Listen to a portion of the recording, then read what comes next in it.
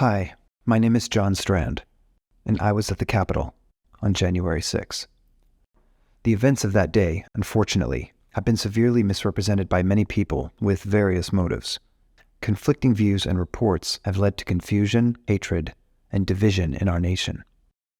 While I can't correct all of that here, what I can do is give an honest and accurate account of my own thoughts, intentions, and actions during the course of my entire journey through the Capitol building that day. And you don't have to take my word for it, because it's all on video, as you'll see. I am certain that my actions were lawful and reasonable to the best of my knowledge and ability at the time they occurred, given my responsibility to protect a scheduled speaker. And I know that I never had any mens rea, or the criminal mind, of any intention to break the law or act inappropriately at any point. This is why I refused the government's plea, and why I continue to maintain my innocence as I pursue an appeal of all convictions. After attending the morning event at the Ellipse, we slowly made our way through the massive crowds towards the Capitol. At this point, my client had attempted to reach an elevated vantage point atop the steps, so she could try and gain the attention of bystanders to give her speech, as she was scheduled to do that day. We were unable to reach a balcony position, and the crowd shifted toward the Columbus door entrance, pushing us in that direction. Because our plan had always been for Dr. Gold to give her speech outside the Capitol, as the speech permit allowed, the thought of going inside the building never even occurred to me. I had assumed with all the various speeches and rally activity that the Capitol would have little, if any, business going on that afternoon. And how did anyone get in there? It was obvious to me standing on the steps that the crowd would never be able to open the formidable Columbus doors by force. But as shown in a closed-circuit television recording inside the Capitol, the doors were opened from the inside. I was shocked during my trial when the prosecutor overtly tried to deceive the jury by showing them this clip and telling them the uncovered white hand waving towards the door was my hand, convincing the jury that I was an aggressive member of a mob and trying to attack the entrance. But I was wearing black gloves the entire day, which the prosecutor knew, or should have known, making this an obvious falsehood. The truth is, I was just stuck there in what had become a packed and energetic crowd. I clearly remember wishing I could extricate Dr. Gold from that crowd, but that was impossible. It was very dense, as this video clearly demonstrates. In fact, it was so dense that when a police officer, who we couldn't see at first because he was behind a corner, became lightheaded and suddenly appeared from around the corner, my client was startled. The officer stumbled to our left as we were being pushed forward towards the doorway. He fell into the crowd and was immediately in the middle of a circle of people who quickly lifted him back to his feet. It happened very quickly, and he was surrounded by others so fast that we never had time to react. We certainly did not ignore or walk past someone that we knew to be injured, as the government maliciously claims. As this officer passed by and fell, I instinctively caught hold of my client in response to the surrounding crowd suddenly shifting, as you can see in this photo. What you can't see in this photo is the officer being assaulted, because he wasn't. The video clearly shows the officer simply fell down, and the crowd immediately reached down to assist him, pulling him back to his feet and stabilizing him as he regained his breath, while bystanders yelled, "Get him up!" But once again, the prosecutor misrepresented this and made a false claim that the officer was assaulted in front of us. This is not true, and it's a very concerning false accusation. We later realized just how blatant this falsehood was after reading the officer's statement given to the FBI only a few days after the event. Quote, Pollitt stated that he then blacked out.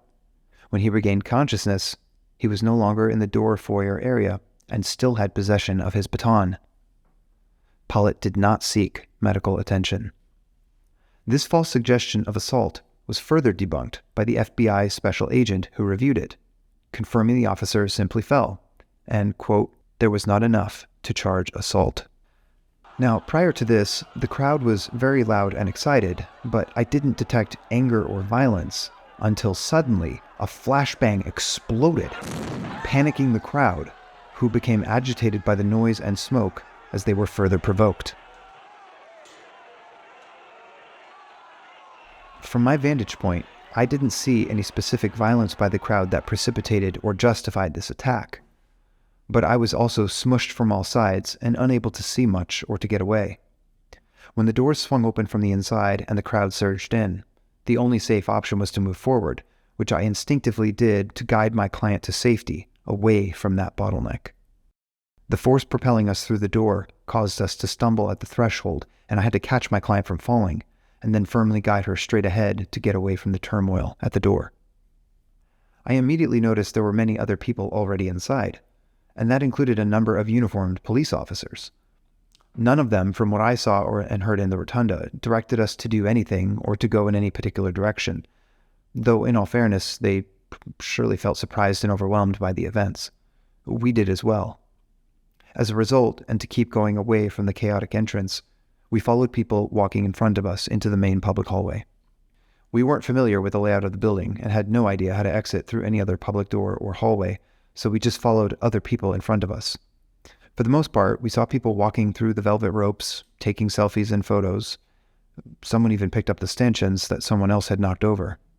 So at this point, we weren't really sure what was happening, but it seemed like the police had opened the building for the crowd to pass through, because they'd clearly entered from multiple entry points. Inside the cavernous building, it felt at first almost eerily calm and surreal, and we knew it was impossible to get out the way we had entered. At this time, the people we observed seemed calm and respectful of the building. Of course, in the months following January 6, we've all seen selective footage of certain times and places where violence and damage did occur, but I didn't experience that myself during my time inside the building. There were many protesters, and of course some were shouting and chanting, which made the environment very noisy, with echoes reverberating throughout the stone building. But this all seemed like typical protest activity. We continued between the ropes, really just following other people in front of us as they snapped photos and took in the historical sites, and we also kept an eye out to find a safe public exit. We still had no idea where anything was located in the building, and we purposefully avoided any side doors or smaller hallways that seemed inappropriate for the general public. I was always scanning ahead, trying to figure out what was happening, as you can see throughout this video. I was also making sure to stay close to my client. As we got stuck in another bottleneck, and I was unable to discern any clear organization, we eventually got swarmed by the growing crowd size in that hall, and then it surged forward, pushing us ahead toward another hallway that funneled us into a vestibule. I had no idea at the time, but it turns out this vestibule was directly outside the house chamber. We realized we were stuck in this vestibule, and we couldn't hear clearly to understand what people were saying or doing. It was noisy and disorienting in that condensed space. My client and I remained over to the side, staying behind a railing, trying to discern if the door ahead of us was a possible exit. But after several minutes, police officers came and spoke to a few people nearby, and eventually we understood they were informing people that those doors would not be opened, so we could not leave the building through them, and that we should return in the direction we had come from, so we complied with their instructions.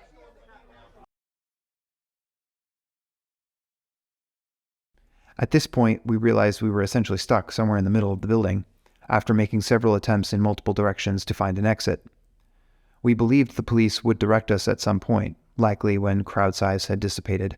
We knew the rally that day was expected to reach 1 million people throughout the downtown area, and that's certainly consistent with what we observed throughout the day.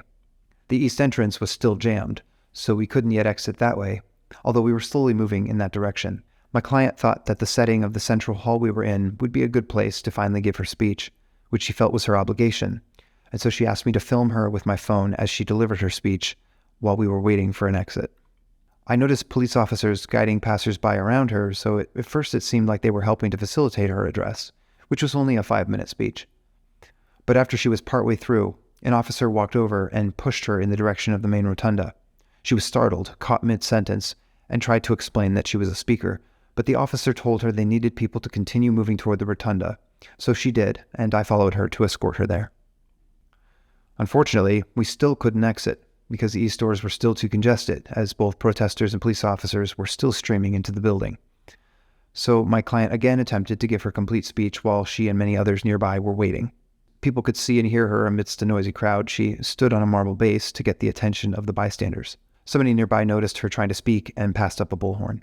In order to make sure that she did not fall, and to ensure her security, I climbed on the base of the statue next to her, because she was holding a bullhorn and giving her speech, which made it difficult for her to focus on her balance. Numerous police officers passed by us without giving any instruction, as Dr. Gold gave her complete speech and even took a few questions. After finishing, we stepped down and just continued waiting for a few minutes, until a police officer came over and said that the east entrance was now expected to be accessible, and and that we should make our way in that direction. So we thanked him and headed for that door, as he instructed. Even after all this, we found the east entry hallway was still jammed, with hundreds of people trying to come inside, even as others were trying to exit. We waited our turn within the crowd there for nearly 15 minutes before we could find space to squeeze through and get outside. After that, we remained standing on the steps for almost an hour, talking with bystanders. We saw various police officers making their way down the steps to leave. I am deeply thankful and supportive of law enforcement, so I enthusiastically clapped and cheered for them in appreciation. It was a sickening shock to me when during my trial, the prosecutor again tried to turn the jury against me by affirmatively misrepresenting my actions at that moment in time. In this video, where I am obviously clapping to say thank you to the police, the prosecutor only showed a single freeze frame and told the jury that I was angry, hostile, and criminal. It's clearly a lie. Why would the government need to lie about me? I've wondered in the days and weeks following my trial why the government tried so hard to demonize me by attempting to distort the truth. First outside the east doors with their claim that I was shaking my fist and attacking the Capitol, and then again outside on the steps after we had exited with this misleading freeze frame. I can only think that because there was no evidence at all that I was aggressive or hostile toward anyone that day or had damaged any property, that they were desperate to come up with anything to impugn my actions and my character. But in fact, my sole intention that day was to protect my client. I have done my best to accurately show the evidence for the time I was in the Capitol. The government has accused me of things that are clearly false. I did not push to the front of any crowd, as they claim repeatedly. In fact, I never pushed anything or anyone. I also never made a beeline toward any particular destination inside the Capitol, as the prosecutor alleged. The fact is, I didn't know the layout of the huge building at all. I didn't need to know the layout, as I was only in Washington, D.C. to support and protect Dr. Gold as she fulfilled a speaking engagement. And while there is no video of me pushing or assaulting anyone, there is plenty of video showing me peacefully walking among thousands of others, standing around waiting, and always protecting my client. At many points, the video shows me scanning the room and searching for indications of what people were expected to do. When police officers eventually informed us that it was possible to leave, we followed their instructions. And even then, it took nearly 15 minutes of waiting to peacefully exit. I hope this visual evidence clearly demonstrates why I did not, and could not, agree to the accusation of corrupt intent, or any criminal intent at all, when my only purpose that afternoon was to ensure Dr. Gold's safety. I had no thought or desire to interfere with any congressional proceedings. The video also proves beyond a doubt that I never pushed any officers, threatened anyone, or encouraged or joined others in any act of violence. Throughout my time in the Capitol, I was completely peaceful, and it is shameful that I have to prove my innocence when the evidence of it was so clearly seen on the government's own video.